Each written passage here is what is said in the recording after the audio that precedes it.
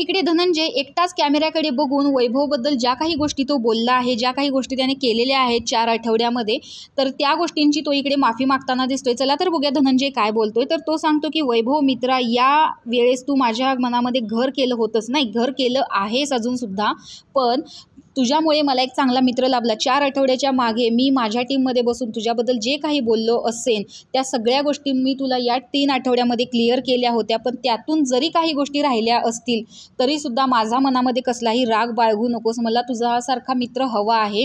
तू मित्र म्हणून, माणूस म्हणून खूप चांगला आहेस। 4 आठवड्याच्या पाठीमागे बोलण्याचा उद्देश हाच होतास की तू अरबाजला सोडून आमच्याकडे यावंस, आम्हाला थोडासा हातभार लावावास, आमच्यासोबत हातमिळवणी करावीस, आम्हाला त्याची थोडीशी मदत व्हावी म्हणून मी तुला बोलत होतो, पण असं काहीच घडलं नाही। तुमची खूप घट्ट मैत्री होती, त्यामुळे मला ती गोष्ट शक्य झाली नाही आणि घरातून बाहेर आल्यावर मला तू चांगला मित्र म्हणून हवा आहेस, एवढंच मी सांगतो। आणि मी ज्या काही गोष्टी तुझ्याबद्दल पाठीमागे बोललो आहे त्या सगळ्याची मी प्रेक्षकांसमोर, कॅमेऱ्यासमोर, बिग बॉसच्या समोर, सर्वांसमोर तुझी माफी मागतो। या 3 आठवड्यामध्ये आपण खूप काही गोष्टी शेअर केल्या आणि त्याच्यामुळे मला कळलं की 4 आठवड्याच्या पाठीमागे जो वैभव होता तो आपण किती चुकीच्या पद्धतीने बघत होतो।